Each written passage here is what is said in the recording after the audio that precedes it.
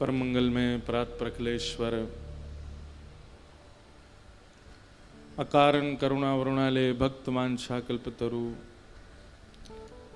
तड़िद्वित विनिंदित पीताम्बरधारी श्री बाल कृष्ण लाल की शब्दमयी वाणीमयी वांगमयी प्रतिमूर्ति हम आप सबके मध्य में विराजमान श्रीमद् भागवत महापुराण को बारंबार प्रणाम। संत जनों के परमाशीर्वाद से आप सब उल्लासनगर निवासियों के परम प्रेम से हमारे परम पूजनीय श्री कालीराम साईं जी के परम स्नेह आमंत्रण से श्री वसन शाह दरबार के इस पावन प्रांगण में पुनः भागवत की सेवा करने के लिए आने का अवसर मुझे प्राप्त हुआ, उसके लिए आप सबको बहुत बहुत धन्यवाद।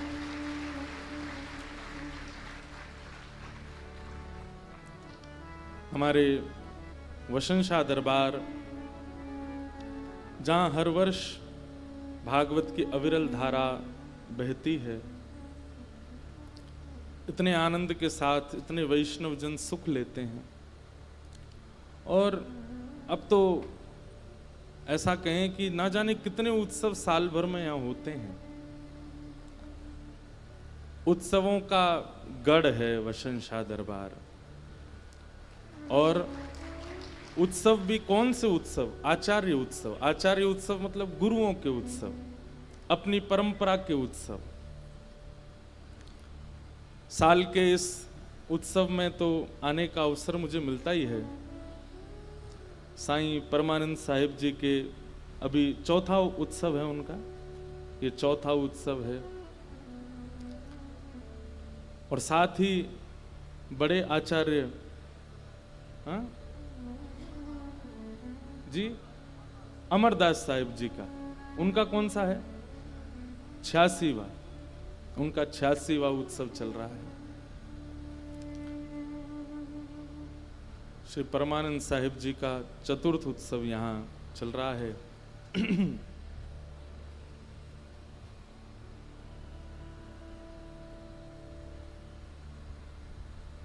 और एक उत्सव नवंबर के महीने में होता है, उसमें भी 2 बार से मुझे भी आने का अवसर मिल रहा है। पर हम देखते हैं, सुनते हैं, कभी बात होती है साईं से, कभी चर्चा होती है, तो उत्सव चलते ही रहते हैं। कहीं ना कहीं कोई ना कोई उत्सव यहाँ उल्लासनगर में नहीं तो फिर जहाँ जहाँ आपके स्थान हैं वहाँ वहाँ उत्सव चलते रहते हैं। ये उत्सव भी भगवत कृपा का प्रतीक है। हमारे ब्रज में कहते हैं कि नंदोत्सव 6 महीने तक चलता रहा, 1 वर्ष तक चलता रहा। रास पंचाध्यायी में कहते हैं कि रासोत्सव ब्रह्मा जी की 6 महीने की रात्रि तक चलता रहा। ब्रह्मा जी का एक दिन कितना बड़ा है? सतयुग त्रेता द्वापर कलयुग, सतयुग त्रेता द्वापर कलयुग 71 बार जब बीत जाते हैं, 71 टाइम्स, तब ब्रह्मा जी का एक दिन पूरा होता है। ऐसे ब्रह्मा जी की 6 महीने की रात्रि तक रास बिहार चलता रहा। उसका अभिप्राय लगाएं तो ऐसा निकलेगा कि आज भी रास चल रहा है। ब्रह्मा जी की 6 महीना याग, इसका मतलब है कि ना जाने कब तक। ठाकुर जी ने 6 महीने को आमंत्रित, भगवान पिता रात्रि, इतनी रात्रियों को निमंत्रित किया। किसकी? ब्रह्मा जी की। तो अखंड उत्सव अगर किसी स्थान पर किसी विषय में चलते हैं तो इसका मतलब है वहां भगवद निवास है। क्योंकि मानव की सामर्थ्य उत्सव करने की नहीं है, ये तो ठाकुर जी ही करवाते हैं, तभी उत्सव चलते रहते हैं। हमारी सामर्थ्य कैसी है? घर में ब्याह होता है तो 3-4 दिन में ही इतने थक जाते हैं कि परेशान होने लग जाते हैं, क्योंकि वो ब्याह का उत्सव हमने किया। हमारी सामर्थ्य 4 दिन तक उत्सव करने की है, लेकिन साल के 365 दिन उत्सव में ही निकल जाएं, ये तो भगवत कृपा से ही हो सकता है। और ये कृपा वसन शाह दरबार पर है कि यहाँ उत्सव चलते ही रहते हैं। आनंद उत्सव मनता ही रहता है। और ये सौभाग्य हमें तीसरी बार प्राप्त हुआ है, यहाँ फिर से कथा सुनाने आने का ये अवसर मिला है। हम बारंबार श्री वसंत शाह जी को एवं श्री पारू शाह जी को और प्यारे झूलेलाल भगवान को धन्यवाद करते हैं कि उनकी कृपा से आप सबके मध्य में बार बार आने का अवसर मिलता रहता है।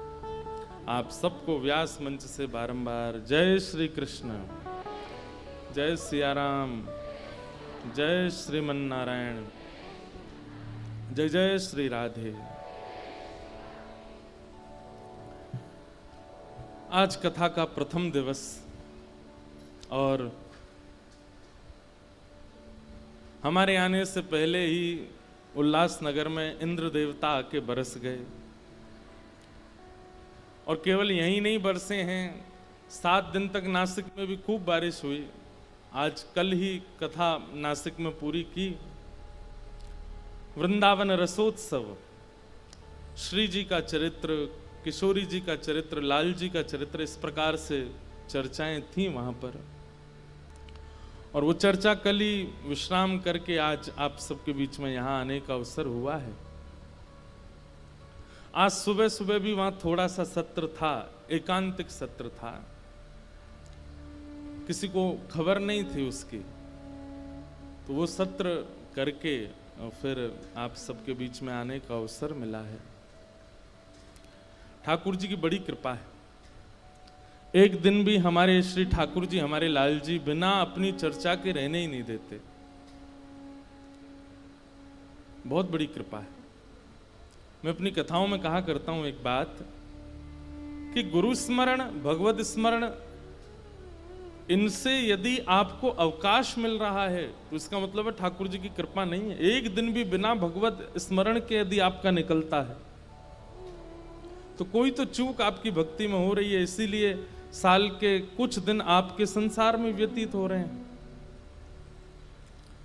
लेकिन प्रत्येक दिन भगवत स्मरण में व्यतीत हो, ये ठाकुर जी की बहुत बड़ी कृपा है। भक्तिमती मीराबाई पूजनीय क्यों है? जनाबाई पूजनीय क्यों है? हमारे तुकाराम जी, नामदेव जी, ये सब पूजनीय क्यों हैं? क्योंकि इनके जीवन में चाहे जितनी विषम परिस्थितियां आई हों, चाहे जितनी विपरीतताएं आई हों, चाहे जैसा स्वभाव व्यवहार इनके जीवन में रहा हो, इन्होंने ठाकुर जी की स्मृति को त्याग नहीं किया। हम लोग कई बार अति प्रसन्नता में त्याग कर देते हैं और अति कष्ट में भी त्याग कर देते हैं। बहुत ध्यान से सुनिएगा। कई बार अति प्रसन्नता भी भगवत विस्मृति करा देती है। अति भोग्य वस्तु यदि सामने आ जाती है, खाने की, पीने की, देखने की, पहनने की, तो भगवत विस्मरण हो जाता है। और कई बार जीवन में ऐसे संकट की घड़ी आ जाती है, तब भी हम भगवत विस्मृति हो जाती है, ठाकुर जी को भूल जाते हैं।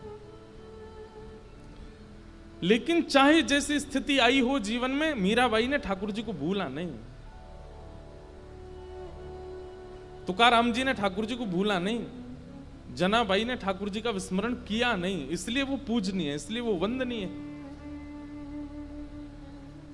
हमारे आपका जीवन भी ऐसा हो जाए कि प्रत्येक दिन भगवत स्मृति तो बने। अब आप ये सोचिए कि ठाकुर जी के नाम से ज्यादा महत्वपूर्ण हमारे लिए चाय हो गई है। रोज पीते हैं, ठाकुर जी के नाम में रुकावट हो जाएगी लेकिन चाय में नहीं होती। ठाकुर जी के स्मरण से ज्यादा महत्वपूर्ण हमारे लिए दाल चावल हो गए। दाल चावल की इतनी महिमा कि वो नाम से भी ऊपर है, रोज पाया जाता है, ठाकुर जी का नाम नहीं पाया जाता।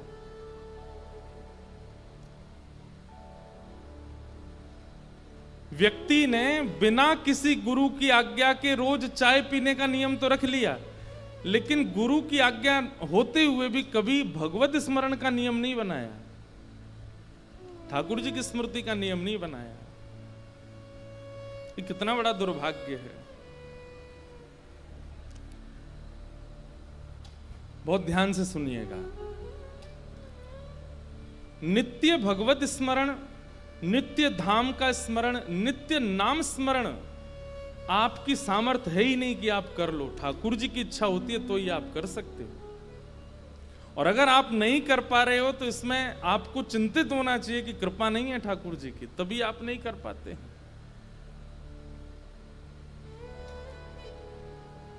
और ठाकुर जी की कृपा के लिए आपको उनके योग्य बनना पड़ेगा, और उनके योग्य बनने के लिए कथाएं सुननी पड़ेंगी।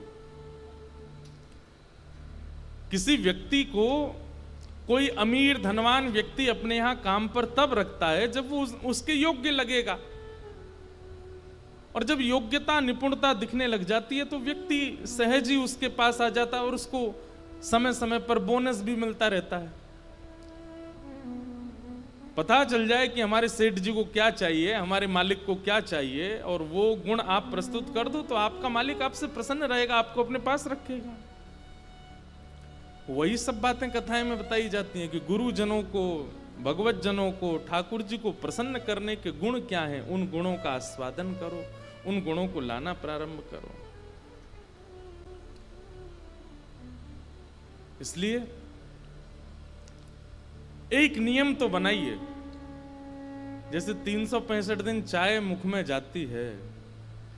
चाय तो इसलिए बोल रहा हूं क्योंकि मंच से बोले जाने वाली वस्तु है। कई वस्तु ऐसी हैं जिनका हम जिक्र भी नहीं कर सकते मंच से। अरे एक प्रियतम अपनी प्रियतमा का बिना किसी गुरु की आज्ञा के रोज याद करता है, रोज स्मरण करता है, रोज उसको स्मृति करता है, बार बार फोन में देख लेता है उसको बिन बुलाए फोन भी कर देता है, उसकी आवाज सुनने को तरसता है। ऐसी तड़पन, ऐसी तरसन ठाकुर जी के लिए हो जाए।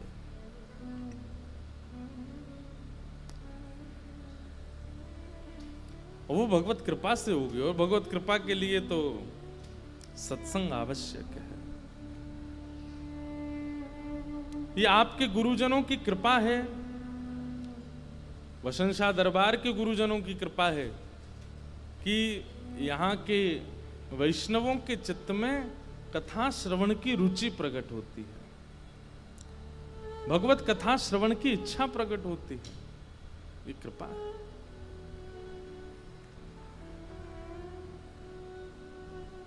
बड़े आनंद के साथ आज प्रथम दिवस का प्रारंभ हो रहा है, शुभारंभ हो रहा है।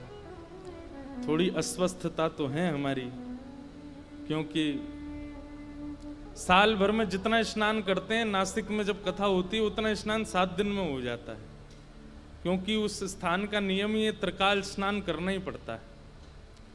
और फिर त्रिकाल स्नान अलग, ऊपर से बारिश का स्नान अलग, तो बड़े नियमों में वहाँ रहना पड़ता है। फिर नियम से अचानक संसार के भावों में आना थोड़ा सा एक परिवर्तन करने में बहुत समय लगता है। स्वास्थ्य भी ऐसा अनुकूल तो नहीं है, पर ये भगवत भागवती कथा आज प्रारंभ हो रही है। आइए कुछ मधुर चर्चाओं के साथ मधुर भाव से कथा का प्रारंभ करते हैं। सच्चिदानंद रूपाय विश्वोत्पत्त्यादि हेतवे तापत्रय विनाशाय श्री कृष्णाय वयं नमः। सच्चिदानंद रूपाय विश्वोत्पत्त्यादि हेतवे,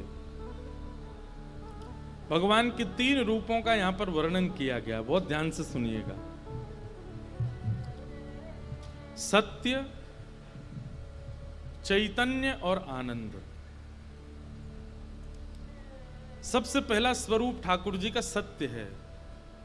जब तक ये 3 रूप आपके चित्त में विराजमान नहीं होंगे, भले ही आप मुरली मनोहर का दर्शन करो, भले ही आप पांडुरंगा का दर्शन करो, भले ही आप पौढ़ानाथ का दर्शन करो, भले ही आप जिसमें आपकी रुचि उनका दर्शन करो, भले ही आप श्री झूलेलाल जी का दर्शन करो, जब तक ये 3 रूप आपके चित्त में व्यवस्थित नहीं होंगे, आप उस वास्तविक रूप का अनुभव नहीं कर पाओगे।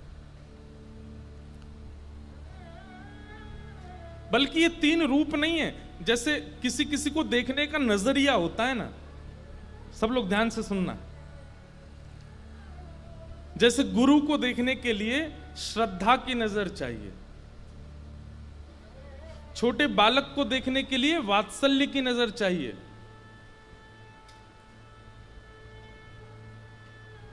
पति को देखने के लिए, पत्नी को देखने के लिए प्रेम और सम्मान की नजर चाहिए।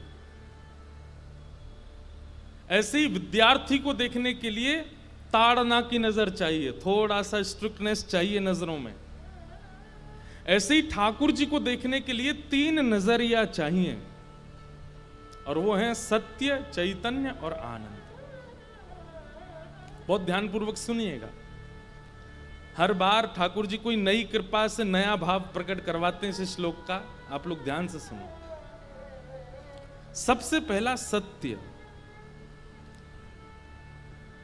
ठाकुर जी सन्मुख आते ही आपको सत्य भाव रखना पड़ेगा, नहीं तो सब व्यर्थ है, समय की बर्बादी है। मंदिर जाना, कथा में जाना, स्थान पर जाना, दरबार में जाना और बिना सत्य की दृष्टि के जाना, वो समय की बर्बादी है। आपको ये विश्वास रख के तो जाना पड़ेगा कि ये परम सत्य है और यही एकमात्र सत्य है। सत्य।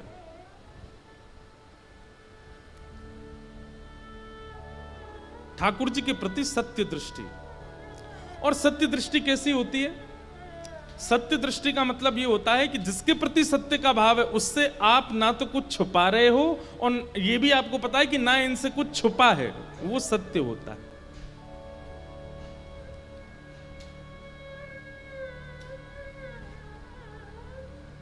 तुम जानत सब अंतर्यामी,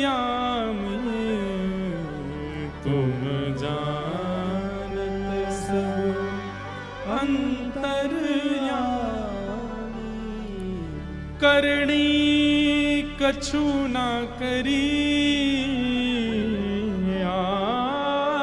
करणी कछु ना करी,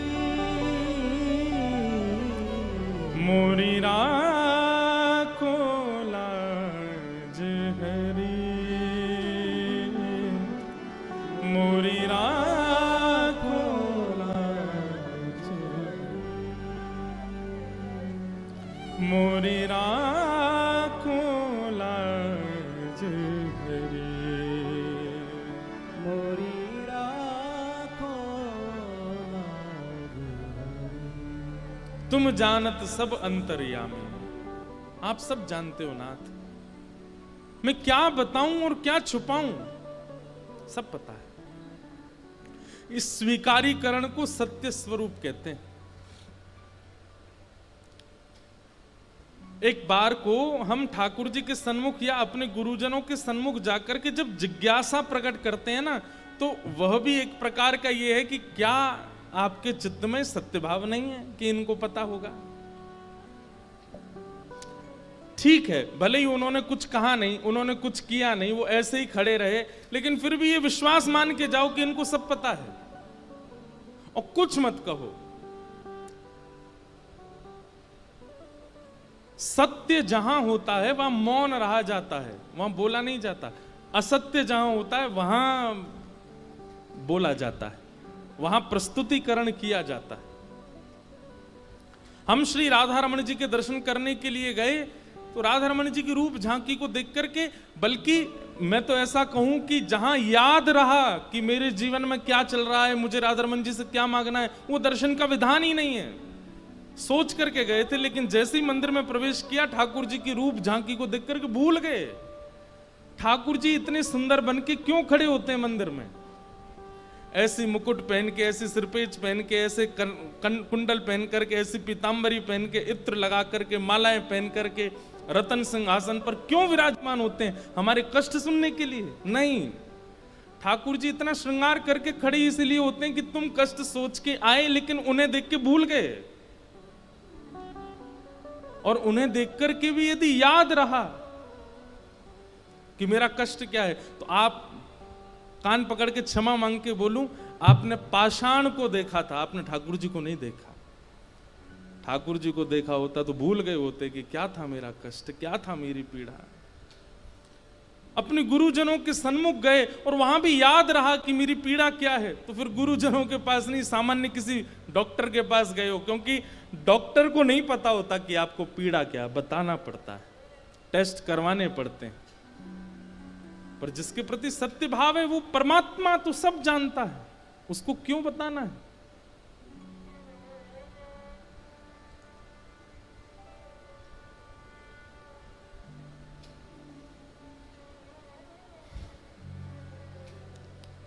कितने भक्तों के चरित्र हमने सुने हैं, किसी भक्त ने कभी कोई शिकायत नहीं की ठाकुर जी से। क्यों? क्योंकि वो सत्य मानते हैं उनको, वो जानते हैं कि इन्हें सब पता है।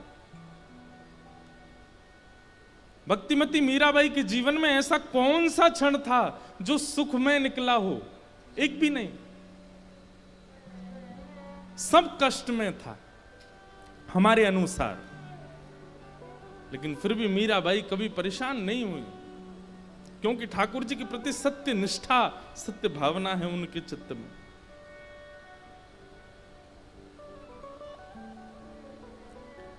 तो भगवत दर्शन से पहले सबसे पहले जो आपकी दृष्टि में गुण आना चाहिए वो ये कि ये सत्य हैं, ये सब जानते हैं।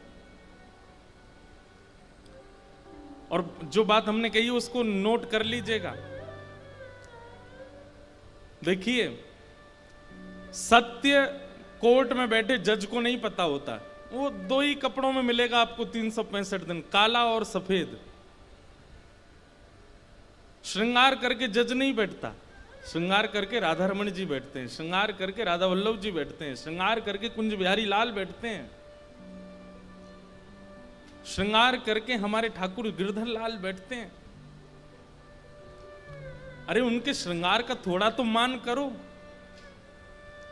ये तो वही बात हो गई कि दुल्हा बना कोई पहली बार और जैसी घोड़ी पर बैठा आप उसके पास गए, सब तो नाच रहे थे लेकिन आप जाके भैया मेरी बात सुनो, मेरी बात सुनो। उसने नीचे कान के घोड़ी पे बैठा बेचारा, क्या बात है, मुझे 5 लाख रुपए की जरूरत है, दे दोगे थोड़े से?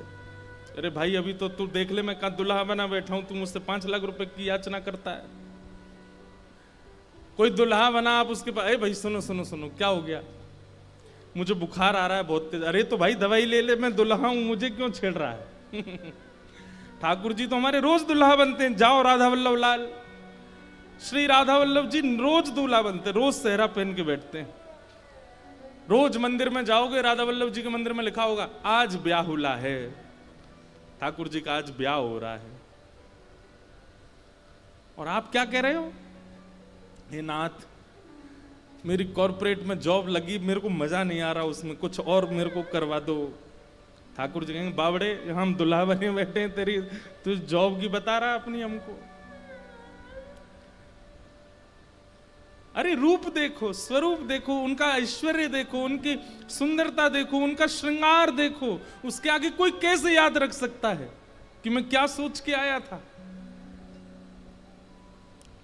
अरे हम तो कहते हैं कि बाहर द्वार तक याद था, भीतर आके भूल गए, और फिर जब बाहर निकल के गए तो ये भी भूल गए कि मैं सोच के क्या आया था, पीड़ा थी क्या, मुझे याद ही नहीं रहा। मीराबाई के पूरे चरित्र में हमने देखा कि ज्यादा से ज्यादा 2 या 3 बार उनको याद रहा और उन्होंने बोला। एक बार तो तब जब उनकी वजह से एक वैद्य को विष दे दिया गया तब, और एक बार तब जब मीराबाई की वजह से ब्राह्मण लोग अनशन पर बैठ गया। पूरा चरित्र आप सुनोगे तो आपको पता चलेंगी बातें। बाकी कभी मीराबाई ने शिकायत नहीं की ठाकुर जी से, इतनी पीड़ाएं सहती नहीं। क्यों? क्योंकि वो सत्य मानती हैं, वो जानती हैं कि इनको सब पता है, वो जानती हैं कि ये सब जानते हैं। तो भगवत दर्शन में सबसे पहले नजरिया कैसा होना चाहिए? सत्य का। हमारी बात मान लीजिए, हम तो कथाएं कहते रहते हैं और चीख चीख के सब जगह बता के जाते हैं, मानना ना मानना, करना ना करना आपके ऊपर है। कुछ दिन ठाकुर जी के दर्शन करो, कुछ मत कहो, केवल देखो, केवल दर्शन करो। आप अनुभव करेंगे कि सब अपने आप व्यवस्थित हो जाएगा, क्योंकि ठाकुर जी को पता है कि आपको उन पर विश्वास है। सत्य सबसे पहला। दूसरा, ठाकुर जी के प्रति चैतन्य भाव रखो। चैतन्य भाव का मतलब क्या है? सब लोग इधर देखो, ध्यान से सुनो। चैतन्य भाव का मतलब है कि वो केवल मंदिर में नहीं है, वो सब जगह है। हां, ये बात है कि उनसे मिलना है, उनको देखना है प्रत्यक्ष, तो आप मंदिर में जा रहे हो। बाकी मैं क्या कर रहा हूं, क्या खा रहा हूं, क्या पी रहा हूं, ये सब उनको दिखता है और वो सब जगह मेरे साथ विद्यमान है। ये चैतन्य भाव है। हमारे वृंदावन में एक महाराज जी थे, वो कभी बिहारी जी दर्शन करने नहीं जाते थे। इतने साल वृंदावन में रहे लेकिन बिहारी जी नहीं गए। कुछ लोगों ने कहा, बोले बाबा आप बिहारी जी दर्शन करने नहीं जाते? तो ऐसे सिंहासन पे उनके गोपाल जी बैठे थे, उनकी ओर इशारा करके बोले ये कौन है? बोले ये गोपाल जी। ये बिहारी जी नहीं है? बोले ये भी बिहारी जी हैं। तो बोले फिर मैं कहीं और क्यों जाऊं, मुझे इनमें ही बिहारी जी, इन्हीं में राधा रमण जी, इन्हीं में राधा वल्लभ, सब मुझे इन्हीं में दिख जाते हैं। चैतन्य भाव। मैं कथा में कहा करता हूं एक बात कि लोग कई बार ऐसा सोचते हैं कि हमारे घर के ठाकुर जी जो हैं ये कम ऐश्वर्यवान हैं, मंदिर में जो बैठे हैं वो ज्यादा हैं। नहीं, समान है, समत्व है। और ये कब संभव हो सकता है? जब आप चैतन्य बुद्धि रखोगे। खम वायु अग्निम सलिलम महिम च ज्योतिम से सत्वानि दृशो द्रुमादीन सरित समुद्रांश हरे शरीरम यत्किंच भूतम प्रणमेत अनन्यम। सब में भगवत दृष्टि रखो। स्वयं भगवान गीता में कहते हैं, ईश्वर सर्वभूतानां हृदय शीर्जुन तिष्ठति। सब में भगवत दृष्टि, चैतन्य भाव। और सब में अगर नहीं कर पा रहे हो, अभी इतनी योग्यता नहीं बन रही कि सब में भगवत दर्शन हो, तो कम से कम मानव छोड़ करके जड़ वस्तुओं में ही देखना प्रारंभ कर दो। जड़ वस्तुओं में भी नहीं देख पा रहे हो तो कम से कम मंदिरों में जो पाषाण है उनको पाषाण मत मानो, उनको साक्षात भगवत अनुभव करके उनमें भगवत भाव रखो। ये पत्थर के हैं, ये लोहे के हैं, ये तांबे के हैं, ये अष्ट धातु के हैं, ये सब विचार ठाकुर जी के लिए शब्द भी नहीं आने चाहिए।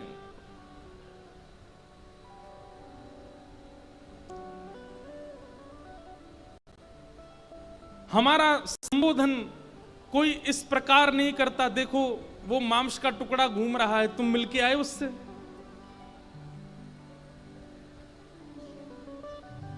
अरे भैया आप यहां सीधे चले आए, बाहर एक कंकाल मिला होगा आपको, उससे मिले थे आप? बाहर एक कंकाल खड़ा है, वो सब लोगों को कथा में जाने का मार्ग बता रहा है, उससे मिले? आप कहोगे कंकाल नहीं है महाराज जी, एक आदमी खड़ा है। क्यों? उसमें कंकाल नहीं है तो सही, लेकिन हम उसको मानव ही मानते हैं, हम उसको जीवित ही मानते हैं, उसको उसके नाम से ही जानते हैं। और नाम नहीं पता तो भी मानव ही कहते हैं, कंकाल नहीं कहते, अस्थि नहीं कहते, मांस नहीं कहते। फिर ठाकुर जी को पाषाण क्यों कहा जाता है? ठाकुर जी को मूर्ति क्यों कह दिया जाता है?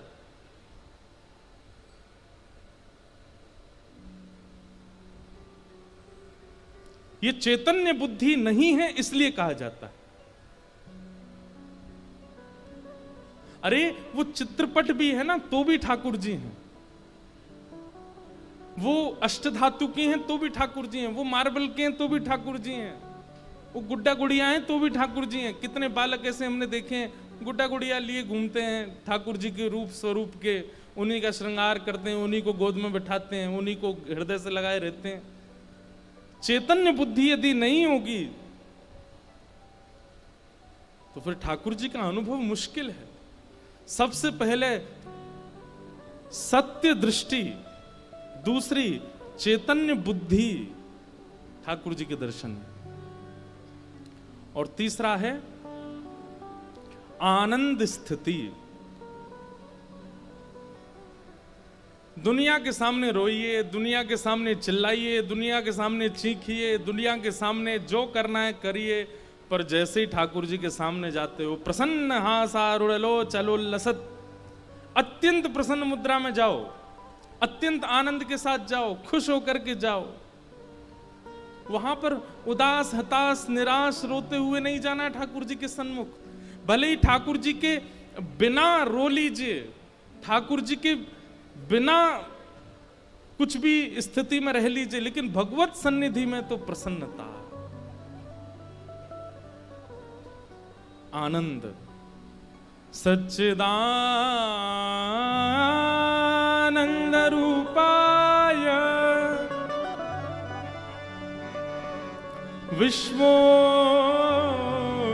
विश्वोत्पत्त्यादि हेतवे, जो विश्व की उत्पत्ति करते हैं, पालन करते हैं, संहार करते हैं, तापत्रय विनाशाय श्री कृष्णाय वयं नुमः। ऐसे श्री कृष्ण को हम बारंबार प्रणाम करते हैं, नमन करते हैं, वंदन करते हैं। तो ये 3 बातें याद रखिएगा। आज के बाद भगवत दर्शन में सत्य दृष्टि, चैतन्य बुद्धि और आनंद स्थिति, इन 3 में ही भगवत दर्शन करना है। हम जिससे बहुत प्रेम करते हैं ना, वो कई बार सामने आ जाता है तो हम भले ही पीड़ा में होते हैं, लेकिन उसको कैसा बताते हैं, नहीं हम बिल्कुल ठीक हैं, हम बिल्कुल आनंद में हैं, कोई दिक्कत नहीं है। किसी प्रकार, जैसे मां,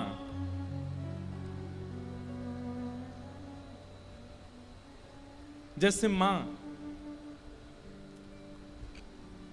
अगर बेटा बहुत दिन बाद आता है और मां को दर्द है, सिर में दर्द है या बुखार है, कुछ भी है, आज बहुत दिन बाद बेटा आ रहा है, तो मां का स्वभाव कैसा होता है? उसको पता ना चल जाए, उसको पता नहीं चलना चाहिए कि मैं बीमार हूं, उसको पता नहीं, मेरी दवाइयां छुपा दो। कई माँ ऐसे करती है ना।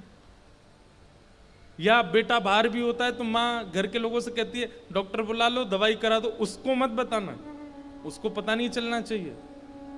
क्यों? प्रेम में सह लिया जाता है, बताया नहीं जाता है।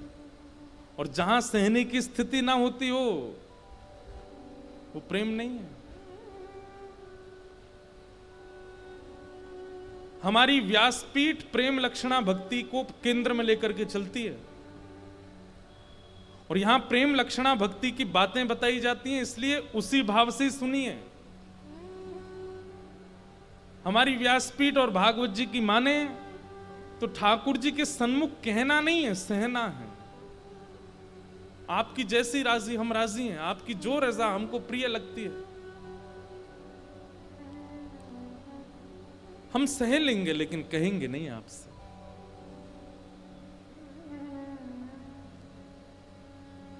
और एक होता है सह लेना और कहना नहीं, पर अपने एक्सप्रेशन से सामने वाले को पूर्ण रूप में पता करवा देना कि ये पीड़ा में है, ये भी गलत है। कई लोग ऐसे होते हैं, वो आपको बोलेंगे नहीं कि आपसे परेशान है, पर हरकतें ऐसी करेंगे कि आपको पता चल जाएगा कि आप परेशान हो। भोजन कर लो, मन नहीं है। चाय पी लो, इच्छा नहीं है। कुछ ठंडा पियोगे, नहीं, गला बैठा है। बोल नहीं रहे कि आपसे परेशान है, लेकिन अच्छा थोड़ा घूमने चलोगे, मन नहीं है। सो लो थोड़ी देर, बोले नींद नहीं है। पानी पियोगे, प्यास नहीं है मुझको। कुछ कहोगे, नहीं कुछ नहीं, बस। अब देखो इसमें ये स्थिति क्या है कि बोल नहीं रहे हैं कि परेशान है, लेकिन अपना व्यवहार ऐसा कर दिया है कि उसको पता चल ही जाएगा कि वो परेशान है।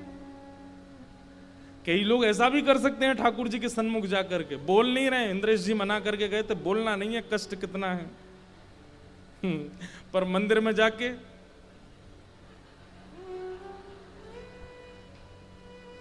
आरती हो रही है, सब लोग हाथ जोड़ करके खड़े हैं। बंगला बहुत अच्छा बना ना, ठीक है, अच्छा। वृंदावन परिक्रमा चलो, चल रिक्शा में चलूंगा, पैदल नहीं। ठाकुर जी कहेंगे हमेशा तो पैदल जाता, आज रिक्शे में क्यों? अब ये हरकतों से आप बता रहे हो कि आप परेशान नहीं। होना क्या चाहिए कि थे तो आप दुखी। ये प्रेम की एक सर्वोत्कृष्ट स्थिति है कि आप थे तो बहुत पीड़ा में, लेकिन जब सन्मुख गए, ऐसे आनंद में गए, ऐसे नाचते हुए गए, ऐसे उत्साह में गए, ठाकुर जी को पता ही नहीं चला कि आप परेशान हो। उस समय ठाकुर जी सोचने पर विवश हो जाएंगे कि मैं जानता हूं कि इसकी स्थिति क्या है, पर ये कितनी प्रसन्न मुद्रा में खड़ा है, कैसे नाच रहा है, कीर्तन सुन रहा है, कथाएं सुन रहा है, परिक्रमा लगा रहा है, दंडवत प्रणाम कर रहा है। कल रात्रि भोजन नहीं किया है इसने, आज सुबह नाश्ता नहीं मिला इसको, अभी रहने की व्यवस्था नहीं हुई है, वापस जाने के लिए किराया नहीं है इसके पास, लेकिन उत्साह देखो। ये उत्साह आवश्यक होता है। एक बालक अभी मुझे मिला नासिक में, मुझे तो बहुत अनुभव, मैं जो कथा में सुनाता हूं ना बातें, ये सब मुझे पता चलती हैं, तो मैं कहता हूं। एक बालक मिला अभी, वो बोला महाराज जी मैं गांव से कुछ रुपए थे मेरे पास, तो मैं पंढरपुर दर्शन करने चला गया। मैंने कहा फिर? बोले पंढरपुर दर्शन करने के लिए गए तो कुछ ऐसी योजना बनी कि उसका धन जो था वो पंढरपुर तक पहुंचते पहुंचते खत्म हो गया सारा। अब उस पर इतने भी नहीं है कि वो मंदिर में चढ़ा सके, इतने भी नहीं है कि वहां कुछ खा सके, इतना भी नहीं है कि वापस घर आ सके। बोले महाराज जी 50 रुपए बचे थे बस मेरे पास। तो बोले मैं तो बस इस विश्वास से गया था पंडरीनाथ सब मंगल करेंगे। बोले बिल्कुल चिंता नहीं थी, बिल्कुल टेंशन नहीं थी मन में, वापस कैसे जाऊंगा, क्या होगा, सोचा सब पंडरीनाथ भगवान आनंद कर देंगे, मुझे तो एक बार झलक दिख जाए। बोले लेकिन आप कथा में कहते हैं कि ठाकुर जी को जब पता चल जाए कि ये इसके पांव में लगी है तो रास्ता और दुर्गम बना देते हैं। ले अब चल के दिखा, एक तो तेरे पांव में लगी, ऊपर से गड्ढा और कर दिए रास्ता में। बोले मैंने कि फिर क्या हुआ? बोले महाराज जी मैं लाइन में खड़ा था दर्शन की, तो जैसे मंदिर में प्रवेश करने लगा, इतने में एक व्यक्ति आया, आकर के बोला वो दुकान दिख रही है? बोला हाँ वो मेरी दुकान है, वहां छोटे छोटे पंडरीनाथ भगवान हैं, विठल भगवान है, आज सुबह से मेरी कमाई नहीं हुई है, बोनी नहीं हुई है, आप एक ले लो। और बोले महाराज जी उस समय मन में ऐसा आवे कि स्वयं पंडरीनाथ कह रहे हैं कि मुझे ले चल, और मुझ पर पैसा ही नहीं उनको देने का। और वो आदमी हाथ पकड़ के बोले मेरी सुबह से बोनी नहीं हुई है, एक ले जाओ ना आप। अब मैं उसको बोल रहा हूं कि भाई मेरे पास व्यवस्था नहीं है, मेरे पास घर वापस लौटने तक का भी धन नहीं है, मैं ठाकुर जी कैसे लूंगा? वो कह रहा है वो हम देख लेंगे, आप पे जितना हो उतना दे दो, लेकिन ठाकुर जी ले जाओ। मैंने कहा मैं दर्शन करके आता हूं फिर देखता हूं। बोले दर्शन करने गया तो दर्शन करके मैंने कहा हे पांडुरंगा मैं घर चला जाऊं, यही बहुत बड़ी बात है। बाहर आपने एक व्यक्ति खड़ा कर दिया अपने स्वरूप के लिए, कैसे उसको क्या दूंगा, मेरे पास है ही नहीं। बोले महाराज जी हम मंदिर से निकल करके छुपके जा रहे थे, निकलने का प्रयास कर रहे थे वहां से कि वो देख ना ले। बोले मैं छुपके निकल गया, दूसरी गली में पहुंच गया तो वो सामने से आ गया, ये तुम कहां भागे जा रहे हो, तुम कह के गए थे ठाकुर जी लोगे, चलो मेरी दुकान पे। मैंने उसको कहा भाई तू मेरी जेब देख ले, मेरे पास कुछ नहीं है। तो बोला कितना है तुम्हारे पास? बोले 50 रुपया बचा है बस, लेकिन मेरे घर वापस जाने का भी किराया नहीं है मेरे पास। बोले वो सब हो जाएगा, आप मुझे 50 रुपए दो, ले जाओ ठाकुर जी। कहां ठाकुर जी 400-500 रुपए के स्वरूप आता होगा। बोले 50 रुपए के पीछे पड़ गए, बोले दो ले जाओ। बोले मुझ में भी लोभ आ गया, मैंने कि 25 में ही दे दो जब 50 में दे रहे हो तो 25 में ही दे दो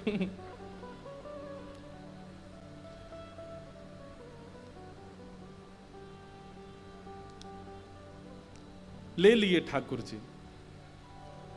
बोले महाराज जी ठाकुर जी लेकर के मैं हृदय से लगा करके बस स्टैंड की तरफ सोच तो रहा हूं कि जाऊं, पर है ही नहीं व्यवस्था। लेकिन एक बार भी मन में ऐसा नहीं आया कि कहूं ठाकुर जी से कि कोई व्यवस्था करो। बोले बस स्टॉप पहुंच गए, हमारे गांव जाने वाली बस आ गई सामने। कंडक्टर बोला चढ़ जाओ भैया, वहां जाने की है। तो बोले मैं उसको बोलना चाह रहा था कि भाई तुम पहले सुन लो मेरी स्थिति, फिर बैठाना बस में। लेकिन बोले इतनी भीड़ आई, बस धीरे धीरे खिसकने लगी, लोग बाग चढ़ने लगे, कंडक्टर ही हाथ पकड़े, जल्दी बैठो। अरे भैया मेरी बात तो, बोले सुनाना, बस में बैठ के सुनाना, पहले चढ़ जाओ ऊपर।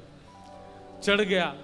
बोले मैं उसको बार बार मुझे लगा कि संकोच में बाद में पैसा नहीं दे पाऊंगा तो उतार देगा तो बुरा लगेगा, अभी बता देता हूं इसको। बोले भैया मेरी बात सुनो। बोले मैं उसके पीछे ही पड़ा रहा, वो मेरी सुन ही नहीं रहा था। मैं बार बार उसको बोलूं भैया मेरी एक बात तो सुन लो। बोले रुक जा, अभी पीछे टिकट काट के आता हूं। बोले पीछे चला गया, कहीं बैठ गया, फिर पीछे जाके किसी से बात करने लगा। मैंने कहा भैया मेरी बात तो सुनो, मुझे आपको एक बात बतानी है। बोले इतने में तो आधा रास्ता पार हो गया। वो बोलता है कि अभी एक जगह बस रुकेगी चाय पीने, वहां बताना मुझे। वो बोले ना वो मुझसे पैसे मांग रहा है ना मेरी सुन रहा है। बोले वहां में उतर गया तो उसका पेट खराब हो गया, वो वॉशरूम में ही बैठा रहा बहुत देर। तो बोले वहां से निकल के आया, बस चलने का समय फिर बैठ गया। मैंने उसको फिर कहा भैया आप मेरी बात सुन लीजिए, बाद में आप मुझे नाराज होंगे। बोले फिर पता नहीं क्या कारण बन गया, कभी कहीं चला जाए कभी कहीं। बोले मेरी सुनी ही नहीं, मुझसे बोला चुपचाप बैठे रहो, मैं बात करूंगा बाद में। बोले जब मेरा घर 5 मिनट की दूरी पर रह गया तब आया मेरे पास। अब बताओ क्या कह रहे थे तुम? भैया मैं ये कह रहा था मेरे पास बस 20 रुपए पड़े हैं और बस की टिकट 200 रुपए की है, मैं देने लायक स्थिति में नहीं हूं। वो तुरंत बोलता है, बोले तुम चढ़े क्यों बस में? बोले मैं तो मना कर रहा था, आप ही चढ़ा ले गए। बोले फिर वो ड्राइवर से बोलता बस रोको, इसको उतार दो यहीं पे। बोले जहां उतारा था वहीं मेरा घर था पास में। बोले उतर के मैं घर पहुंच गया प्रेम से। मैंने कहा भाई तुम्हारी जय हो। ऐसे ठाकुर जी। अब वो रोवे सो रोवे, बताते बताते और अपनी स्थिति कहते, ऐसे ठाकुर जी। इसलिए इनको केवल आप बातें मत समझा कीजिए कि बस कोई आया मंच पर बैठ करके सुना के चला गया।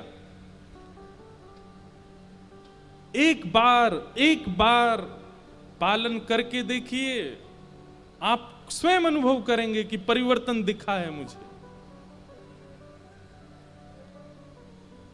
सत्य, चैतन्य और आनंद, इन 3 स्थितियों का भाव। श्रीमद् भागवत का प्रारंभ इन 3 शब्दों से होता है, तो सोचिए इन शब्दों की महिमा कितनी होगी। सत्य नजरिया, चैतन्य बुद्धि और आनंद स्वभाव।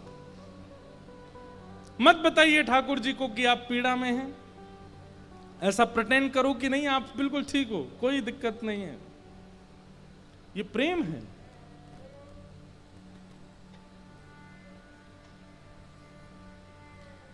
अठासी 88,000 सोने का ऋषि मानव कल्याण के लिए यज्ञ कर रहे थे नैमिषारण्य क्षेत्र में, लेकिन मानव कल्याण का जब फल मिलता नहीं दिख रहा था, यज्ञ की सफलता अनुभव नहीं हो रही थी, तब वहां सूत जी का आगमन हुआ। और सूत जी से 88,000 ऋषियों ने प्रश्न किया कि इस घनघोर कलिकाल में मानव कल्याण कैसे हो, कृपा कर हमें बताओ।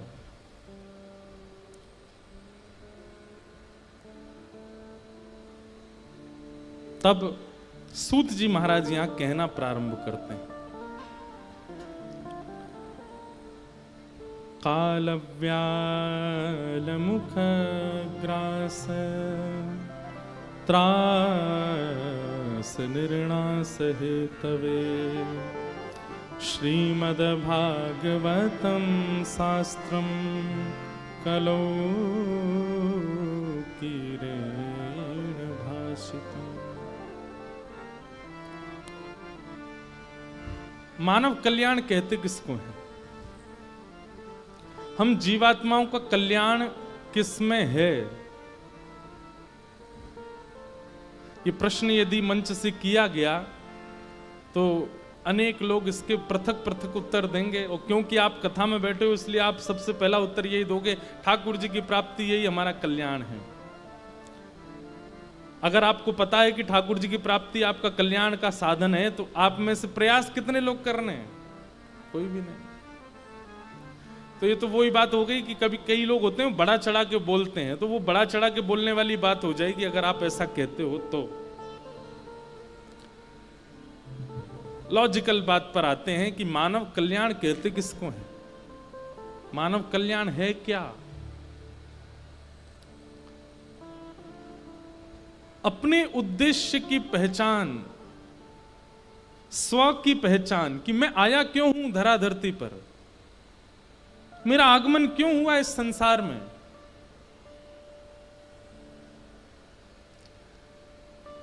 क्या केवल भोजन भजन, सॉरी भजन नहीं, भोजन वजन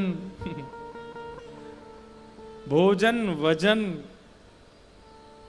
यही बढ़ाने के लिए आए हैं हम संसार में?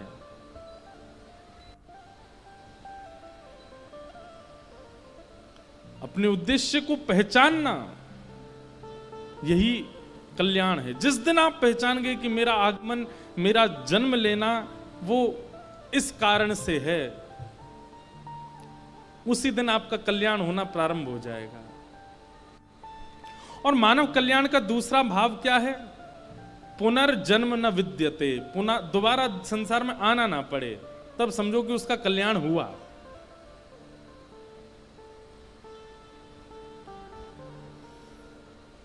आप कहोगे महाराज जी ना तो कोई बताने बैठा ना कोई पूछने बैठा है कि हम जा रहे हैं कि वापस आ रहे हैं।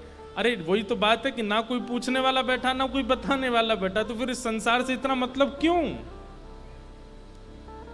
आपको ही पता होगा कि आपका कल्याण हुआ कि नहीं। जब अपने से ही सारे काम होने हैं तो फिर इतने लोगों से संबंध क्यों? इतनों के प्रति आसक्ति क्यों? कल्याण होगा तो आपको आपका होगा, आपको पता चलेगा, और आप किसी और को उससे कोई अभिप्राय होने वाला नहीं है। इसलिए अपने कल्याण का साधन पहचानना, इसका मतलब है कि अपने आगमन की स्थिति पहचानना। हम क्यों आए हैं इस संसार में, क्या कारण है इस यहां आने का। अद्य गुरु शंकराचार्य भगवान कहते हैं, कोहम कस्त्वम कुत आयात। हम कौन हैं, तुम कौन हो, यहां क्यों आए हैं। हमारे सदगुरुदेव की कृपा हम पर हुई, हम तो पहचान गए कि हम क्यों आए हैं। हम तो जान गए कि हमारा इस संसार में जन्म क्यों हुआ। आप कहोगे आप लोगों को कथा सुनाने के लिए, नहीं, जीवन भर ये जीव मिली है, जब तक ये जीव में बोलने की सामर्थ्य है तब तक केवल हरि चर्चा बोलने के लिए हमको जन्म मिला है। सुन के कल्याण करना नहीं करना ये आपके ऊपर निर्भर करता है। हमसे और कोई काम हो ही नहीं सकता।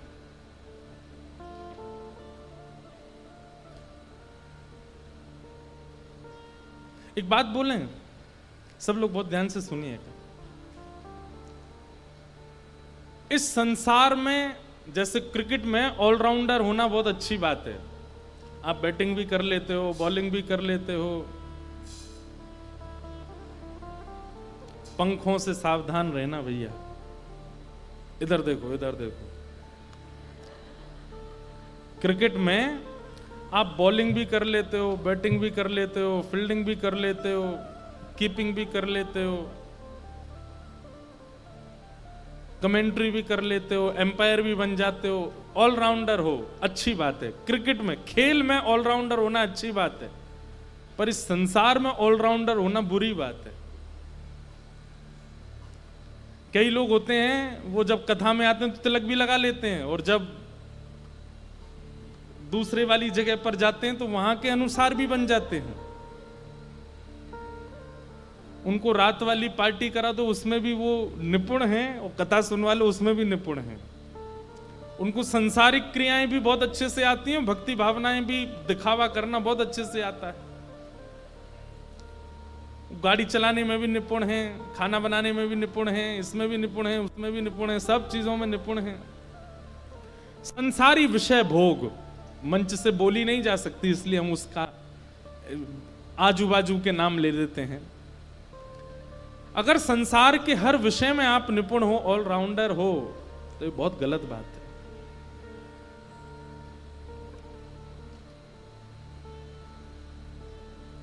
कोई ऐसी चीज तो हो जिसमें ये आप कह सको कि ये मुझे नहीं आता, ये मुझसे नहीं हो सकता।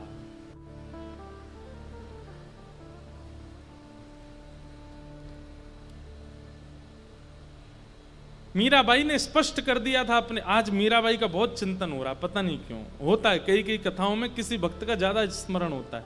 मीराबाई ने पहले ही स्पष्ट कर दिया था भोजराज को, विवाह से पहले ही कह दिया था कि एक पत्नी का जो कर्तव्य होता है वो मैं नहीं निभा पाऊंगी, इसलिए सोच समझ के ब्याह के लिए हां करना।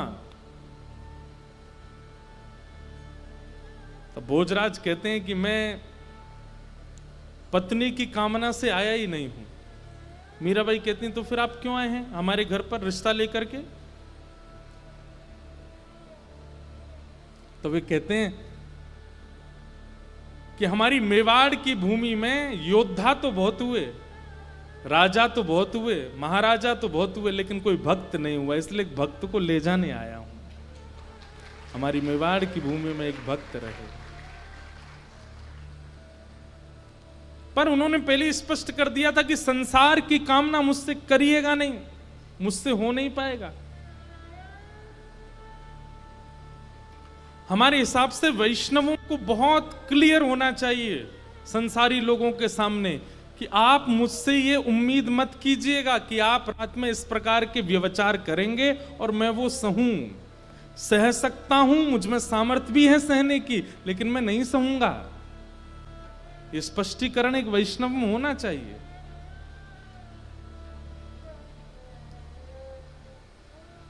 संसार में रहते हैं तो ये सब होता है, होता होगा, पर मैं उसको एक्सेप्ट नहीं कर सकता। एक विषयी व्यक्ति जब कह देता है इस बात को, तो फिर एक वैष्णव व्यक्ति क्यों स्पष्ट नहीं कर सकता? वैष्णव व्यक्ति हर जगह सेटलमेंट करने के लिए तैयार क्यों हो जाता है? वो सेक्रीफाइस क्यों कर लेता है सब जगह? कुछ समय तो सेक्रीफाइस करना पड़ेगा आपको, क्योंकि संसार नहीं तो आपको जीने नहीं देगा, लेकिन एक स्थिति आने के बाद में नहीं करना है।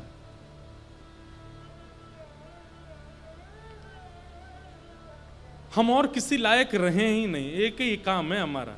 हम तो एक बार कहते हैं कथा में, सबसे ज्यादा संसार में फंसते कौन है पता है? पुनर्जन्म सबसे ज्यादा किन लोगों का होता है? जो भक्ति भी करते हैं और विषय भी भोगते हैं, दोनों तरफ पैर लगा रखे हैं। 7 दिन कथा हो रही है तो आचरण शुद्ध है, लेकिन कथा विश्राम होते ही अब तो कथा हो गई। 9 दिन की नवरात्रि चल रही है तो आचरण शुद्ध है। दशहरा आते ही तो अब तो खुली छूट है महाराज। मैं कहां था अभी, कहीं कथा थी, हाँ चंडीगढ़ में कथा थी नवरात्रि के समय, तो दशहरा के दिन शायद पूरी हुई थी, पता नहीं, मुझे याद नहीं, पर मुझे खबर क्या सुनाई दी कि 10वीं के दिन, जिस दिन नवरात्रि पूरी हुई उसके अगले दिन किसी मांस की शॉप का इतना विक्रय हुआ सामान कि सुबह खुलने के 3 घंटे के भीतर भीतर तो सब बिक गया, बचा ही नहीं। मैंने कि भाई राक्षस रहते हैं संसार में।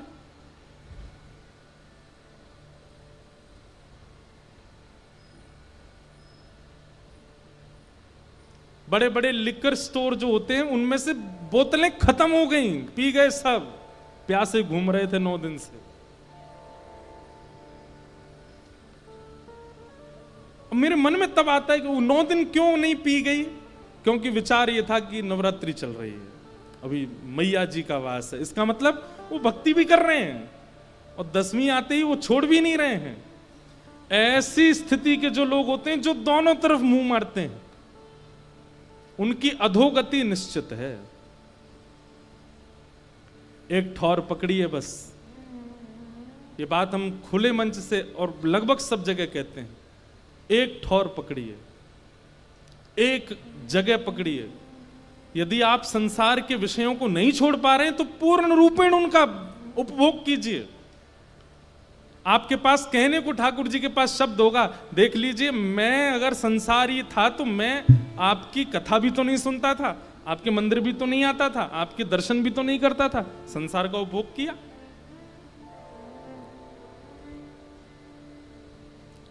लेकिन कथा भी सुननी है, मंदिर भी जाना है, तिलक भी लगाना है और फिर वो सब भी करना है, ये उचित नहीं है। दो घोड़े पर पैर रख के सवारी करने वाले गिर जाते हैं।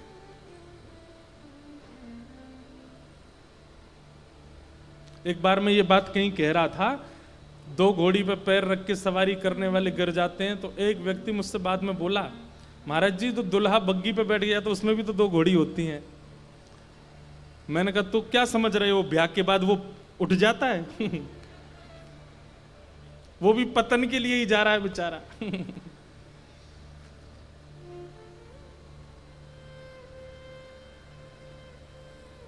एक के रहिए।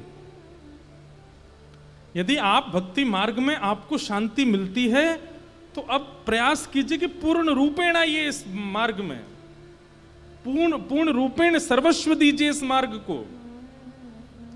और यदि आपको लगता है कि आप विषय भोग नहीं छोड़ पा रहे हैं तो फिर यहां त्याग कीजिए, वहां चले जाइए, पूरे चले जाओ, मुड़ना भी, देखना भी नहीं कभी वृंदावन की ओर।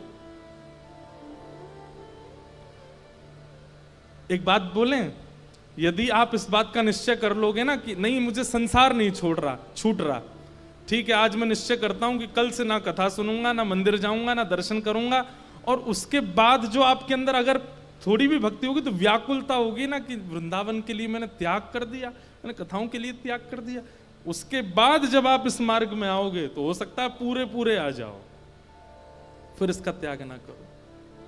प्रैक्टिकल है, करके देख लो। एक मार्ग चुन लीजिए और समय का मत सोचिए अभी तो मुझ पे समय है, आगे देखता हूं, सोचता हूं, अभी आज करे सो अब कर, अभी करो, अभी विचार कर लो क्या चुनना है।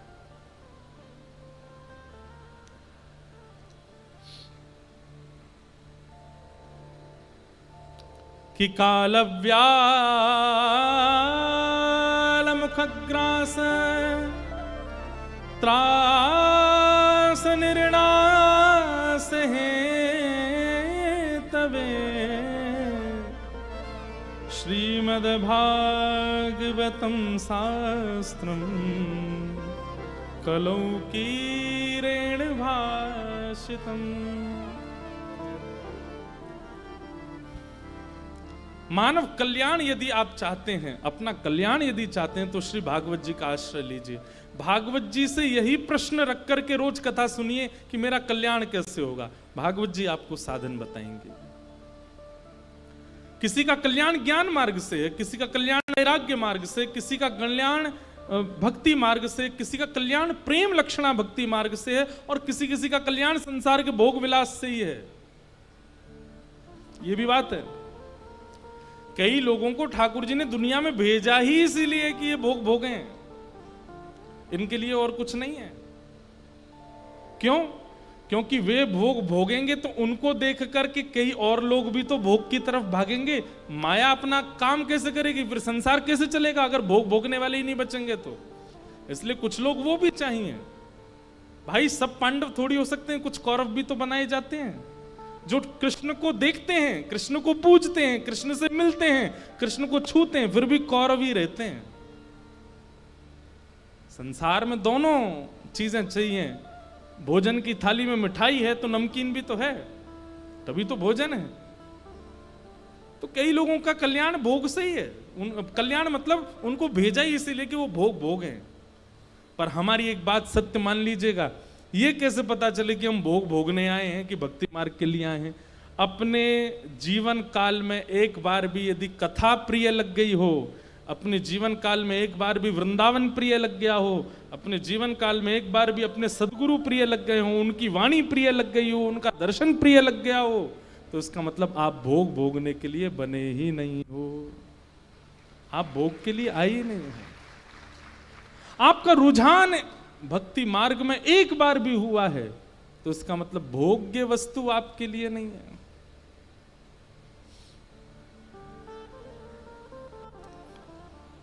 भागवत जी का आश्रय लो। सौनकादि ऋषियों ने सूत जी महाराज से प्रश्न किया। सूत जी ने कहा भागवत जी में सामर्थ्य है मानव कल्याण करने की। तो प्रश्न किया कि कैसे भागवत जी कल्याण करती हैं, कृपा करके बताओ। तो कहते हैं एक बार की बात है, भक्ति महारानी के दो पुत्र ज्ञान और वैराग्य दोनों वृद्ध हो गए। क्योंकि भक्ति तो सब करते हैं पर ज्ञान और वैराग्य का आश्रय कोई नहीं लेता, इसलिए ज्ञान वैराग्य वृद्ध हो गए।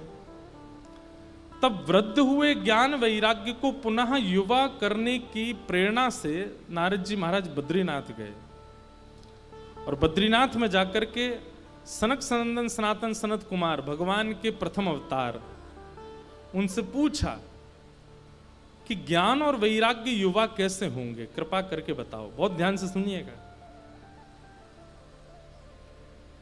व्यक्ति कुमार्ग पर क्यों चलता है? क्योंकि ज्ञान का भाव है। छोटे बच्चे को 500 रुपए अगर आपने दिए तो वो मुंह में लेके फाड़ देगा, क्यों? अज्ञानी है।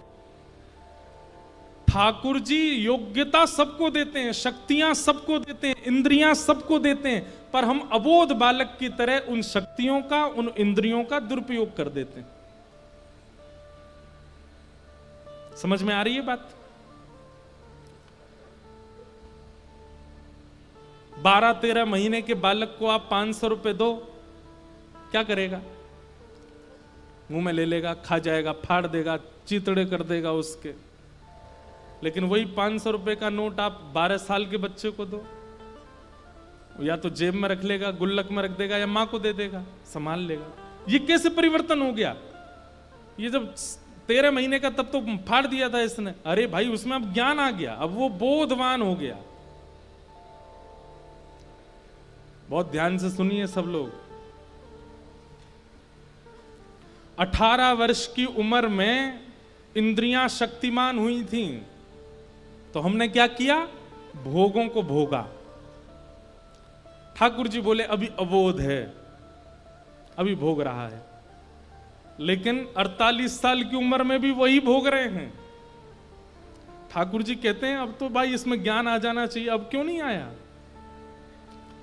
12 साल का बालक यदि 500 रुपए को चबाने लग जाए तो आप उसको डांटेंगे, फटकारेंगे, आप उस पर दंडित करेंगे, भाई तू बालक थोड़ी है। अब ऐसे ही ठाकुर जी जब देखते हैं कि 18 से ऊपर आयु जा रही है, 17 से ऊपर आयु जा रही है, अब ये बालक नहीं है, अब ये बोधवान होना चाहिए, इसको पता होना चाहिए कि भाई इंद्रियों में शक्ति केवल भोग भोगने के लिए नहीं आई है। इस संसार में हर वस्तु केवल खाने पीने और भोगने के लिए नहीं है। और तब भी अगर हम नहीं समझ पाते हैं तो ठाकुर जी हमको अबोध मान करके, और फिर 12 साल के बच्चे पर अबोध मान के हंसा नहीं जाता, उस पर क्रोध करके दंड दिया जाता है। ठीक वैसे ही जब 28-29 उम्र में ठाकुर जी देखते हैं अब भी नहीं संभल रहा है, तो फिर ठाकुर जी दंड रूप में उसको खुद से दूर कर देते हैं और भोगों में फेंक देते हैं।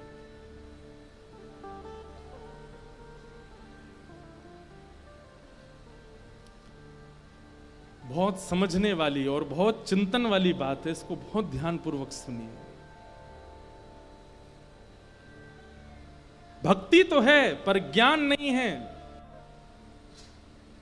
तो भक्ति आपको प्रसन्न नहीं कर पाएगी। इसलिए ज्ञान का होना जरूरी है। और ज्ञान का मतलब बहुत नॉलेज नहीं, ज्ञान का मतलब केवल सही और गलत की पहचान, यही ज्ञान है। वैराग्य भक्ति के दूसरे पुत्र का नाम है। वैराग्य का मतलब क्या है? जैसे कई बार आपको कोई लत लग गई और उस लत को आप छोड़ नहीं पा रहे हैं, इसका मतलब आपके अंदर वैराग्य की कमी है, आपके अंदर राग हो गया है उस वस्तु के प्रति। कई लोगों को क्रोध की हो जाती है, कई लोगों को मोह की हो जाती है, कई लोगों को ईर्ष्या की हो जाती है। ये भक्ति के दो पुत्र हैं, ज्ञान और वैराग्य। ये यदि जागृत नहीं होंगे, हमारा कल्याण निश्चित नहीं हो पाएगा। और इन दोनों को जागृत करने की सामर्थ्य श्रीमद् भागवत जी में, ज्ञान और वैराग्य। मैं एक बात कहा करता हूं कि श्रीमद् भागवत की कथा सुनने से, सत्संग श्रवण करने से, कथाएं सुनने से क्या होता है? बोध होता है। क्या सही है, क्या गलत है, क्या उचित है, क्या अनुचित है। सब लोग इधर देखो, बहुत ध्यान से सुनो।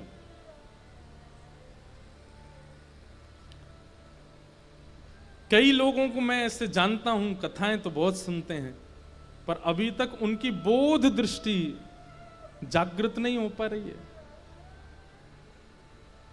वो अभी भी कहीं ना कहीं अज्ञान में। अब मुझे एक जगह का नाम याद नहीं, नाम तो याद है लेकिन बोलूंगा नहीं।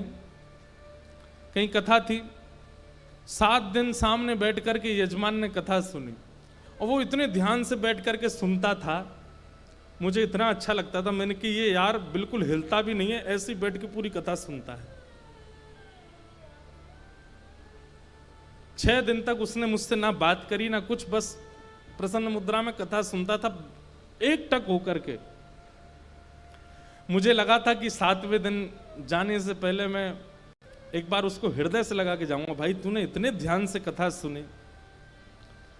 7वें दिन उसी का ही किसी के द्वारा संपर्क आया कि मुझे महाराज जी से मिलना। मैंने कहा मुझे भी मिलना, बुलाओ उसको। मैंने बढ़िया पटका, मिठाई का डिब्बा आदि सब निकाल के रखे, उसको दूंगा। बड़े अच्छे से कथा सुनी। भाई श्रोता जितना ध्यानपूर्वक बैठता है ना, वक्ता उतनी अच्छी कथा कहता है। 7वें दिन आया, अंदर आके बैठ गया। मैंने, भैया बहुत बढ़िया, तुम इतने प्रेम पूर्वक। बोले वो तुम, अच्छा है मैं प्रेम पूर्वक कथा सुन रहा था, पर महाराज जी आपने गलत किया। मैंने, क्या? 7 दिन में एक भी बार मेरा नाम नहीं बोला आपने। मैं यही सुनता रहता था कि अब मेरा नाम तो बोलेंगे, अब ये इस दृष्टांत में बोलेंगे कि ऐसा स्वभाव तो इनका है। मैं पूरी कथा ध्यानपूर्वक सुनता था। महाराज जी मेरे रिश्तेदार, नातेदार, मेरे दूर दूर के जलने वाले लोग भी कथाओं में आते थे। आपने एक बार भी मेरा नाम नहीं कहा। महाराज जी आज आखिरी दिन है, प्लीज मेरा नाम बोल देना मंच से। मैंने पटका छुपा दिया भीतर। मैं, तू लायक नहीं है भाई इसके। कई बार कथाएं कहने के बाद भी परिवर्तन नहीं दिखता तो इतना ठेस पहुंचता है शरीर को। भैया सहल गए तुम्हारे, इतना ठेस पहुंचती है हृदय को। याद रखिएगा, कभी वक्ता के आगे, गुरु के आगे जाओ तो बहुत संभल के जाना, क्योंकि वो आपकी बोली हुई बातें और चल चाल डाल सब परखता है कि ये कथाएं तो इतनी सुनता है पर परिवर्तन कितना है। और जब परिवर्तन नहीं दिखता ना तो गुरु को बहुत कष्ट होता है। और जब दिखता है कि अब ये शांत हो गया है, अब इसका स्वभाव परिवर्तन आ चुका है, अब इसके व्यवहार में, उसकी बोली में, इसके, तो इच्छा होती है और कुछ देने की। और सत्य बताएं, श्रीमद् भागवत कहती है, प्रयच्छति गुरु प्रीतो वैकुंठम योगी दुर्लभम। यदि गुरु प्रसन्न हो गया आप पर तो बड़े बड़े योगियों को दुर्लभ, जो साक्षात शंख चक्र गदा पद्मधारी नारायण है, उनको प्रदान कर देगा यदि गुरु प्रसन्न हो गया तो। इसलिए इंप्लीमेंट किया कीजिए, धारण किया कीजिए। एक हमारे गोवर्धन में एक रसिक महात्मा, सब लोग ध्यान से सुनो, इधर देखो। उनका पूर्व नाम तो कुछ और था, पर बाद में उनका नाम श्री हरिप्रिया जी हुआ। हम लोग कई पद भी गाते हैं कथाओं में हरिप्रिया जी के। वो नाम उनका हरिप्रिया है, पर वो थे वो पुरुष। और ये हरिप्रिया बाद में गुरु ने उनका नाम रख दिया। उनका पूरा चरित्र मुझे अवकाश मिलेगा तो एक दिन सुनाऊंगा मैं।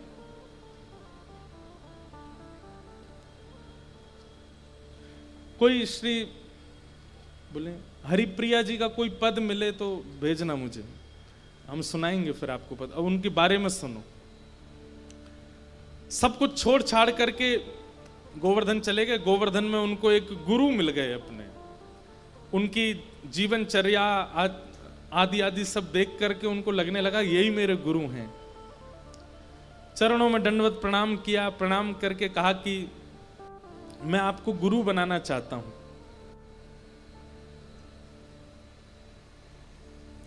तो जो महाराज जी थे उन्होंने कहा गिरिराज जी की परिक्रमा लगा के आओ, फिर दीक्षा देंगे।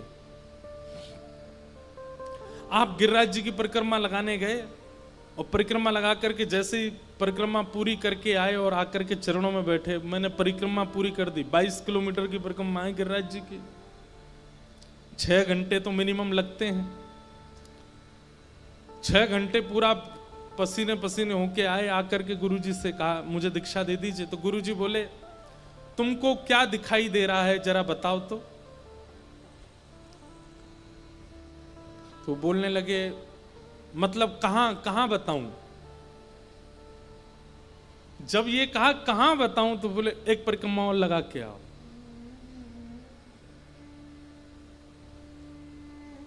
और वो जैसी दूसरी कोई बात कहते तो वो तो नाराज हो जाते, बोले प्रश्न सवाल नहीं करोगे, जो कह रहा हूं करो, दीक्षा चाहिए ना, गुरु मानते हो, जाओ एक परिक्रमा और लगा के आओ। बेचारे एक परिक्रमा पूरी हुई थी, दूसरी परिक्रमा फिर चले गए, गुरु आ गया, पैरों में छाले पड़ गए। अब 7 घंटे लगे, थक गए थे, आए चरणों में प्रणाम किया, बोले गुरु जी 2 परिक्रमा हो गई, अब तो दीक्षा दे दीजिए। बोले क्या दिख रहा है तुम्हें? अब बोले मैंने अगर पूछा कहां तो ये बोलेंगे पर तीसरी जाओ। तो इन्होंने थोड़ा बनावटी भाव, मेरे सदगुरुदेव भगवान सामने बैठे हैं, उन्होंने श्वेत कलर के वस्त्र पहने हैं, नीचे अचला पहना है, पीछे मसनद लगी है, सुंदर ठाकुर जी का चित्र लगा है। बोले जाओ एक परिक्रमा और लगा के आओ। आप सोचिए पहले ऐसे ही शिष्य नहीं बनाते थे गुरुजन, ये ऐसे ही इतने आचार्यों को भगवत दर्शन ऐसे ही नहीं हो गया था, कितनी परीक्षाएं करके शिष्य दीक्षा दी जाती थी। वो बेचारे गुरु आज्ञा मान करके चले गए, अब तो चला भी नहीं जा रहा है, पैरों में से रक्त आने लगा। गिरिराज जी की परिक्रमा कर रहे हैं, चलते चलते गिर जाते हैं, फिर उठते हैं, फिर चलते हैं। अब तो 12-13 घंटे लगे उनको परिक्रमा पूरी करने में। 12-13 घंटे बाद आए, आकर के गुरुजी के आगे पस्त, बिल्कुल हालत ऐसी हो गई कि किसी को भी दया आ जाए। गुरुजी आए, चेलाराम परिक्रमा हो गई? बोले जी गुरुजी। दीक्षा चाहिए? जी गुरुजी।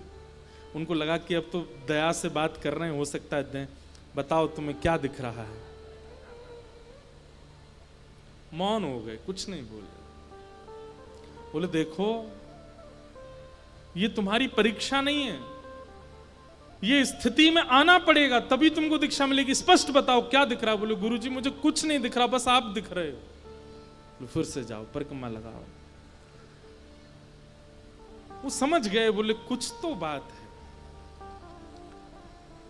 अब चौथी बार जब परिक्रमा लगाने गए तो ना तो खुद को देह माना और ना गिरिराज जी को पर्वत माना और ना परिक्रमा को मार्ग माना, स्वयं को एक सखी, एक गोपी माना, श्री गिरिराज जी को नंदालय माना कि नंद भवन है, इसी में ठाकुर जी रहते हैं, और परिक्रमा को श्री कृष्ण प्राप्ति का मार्ग माना। इस भाव से जब चलने लगे, कब परिक्रमा पूरी हो गई उन्हें पता नहीं चला। और जैसे ही अपने गुरुदेव के सन्मुख गए, गुरुदेव बोले क्या दिख रहा है?